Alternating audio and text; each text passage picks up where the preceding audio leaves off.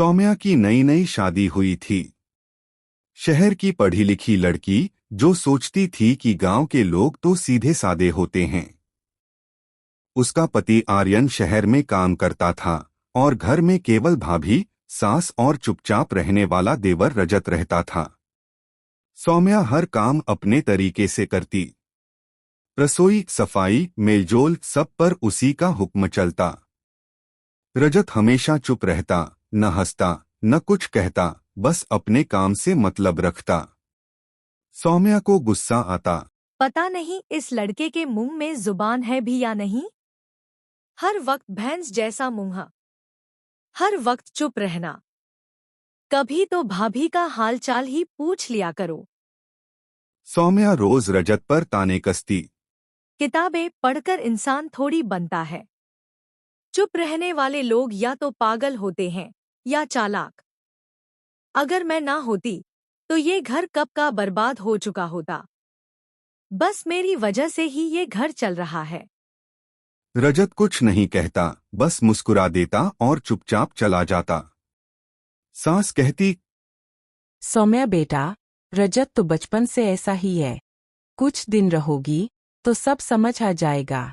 एक दिन सौम्या ने अपने घर पर अपनी सहेलियों को बुलाया और उनके सामने रजत को बुरा भला कहा। उसकी सारी सहेलियों ने रजत का मजाक उड़ाया, लेकिन रजत ने कुछ नहीं कहा और चुपचाप वहां से चला गया। एक दिन फूलो चाची आकर आग लगा गईं। सौम्या बहन, तुम्हारा देवर तो बड़ा चुपचाप है। संभल कर रहना, चुप लोग अंदर से कुछ और ही होते हैं।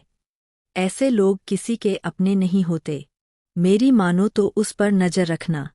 सौम्या को वो बात दिल पर लग गई। अब वो रजत पर नजर रखने लगी। वो चुप रहता, लेकिन भाभी के हर काम पर मन ही मन टिप्पणी करता। एक दिन सौम्या ने रजत को खूब सुनाया कि तुम्हारी खामोशी मेरे लिए जहर बन गई है।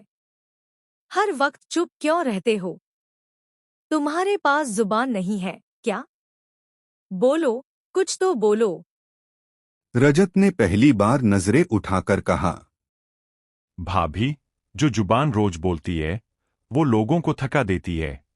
कभी खामोशी आजमा कर देखिए, कितना सुकून मिलता है। सौम्या स्तब्ध रह गई। पहली बार देवर ने जवाब दिया, वो भी इतनी गहरी बात। कुछ दिनों बाद सौम्या की तबीयत खराब हो गई। डॉक्टर ने कहा, इन्हें मानसिक थकावट हुई है, कुछ दिन आराम करें, बातचीत कम करें।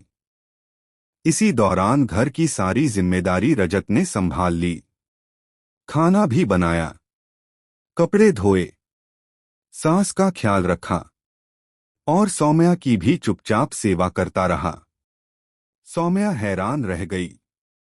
एक दिन उसने हिम्मत करके पूछा, तुम्हें मेरे ताने बुरे नहीं लगे? मैंने हर वक्त तुम्हें बातें सुनाई, तुम हमेशा चुप रहे। रजत मुस्कराया। भाभी, इंसान का असली जर्फ तब पता चलता है जब वो सहन करता है। मैंने आपको बिना समझे जवाब नहीं दिया, और जब समझ आया तब तानों की जरूरत ही नहीं रही। सौम्या अब बदल चुकी थी। सौम्य स्वभाव और खामोशी की कदर करने वाली एक समझदार महिला बन गई थी। जब उसका पति आर्यन वापस आया तो सास ने कहा, रजत ने तुम्हारे घर को संभाला और सौम्या ने चुपचाप ये सीखा कि अकल सिर्फ जुबान में नहीं होती, सहनशीलता में भी होती है। इससे हमें ये सीख मिलती है, खामोश लोग बेवकूफ नहीं होते, बल्कि उनकी गहराई शोर में सुनाई नहीं देती। ताना कभी रिश्ता नहीं बनाता, लेकिन सहनशीलता हमेशा इज्जत दिलाती है।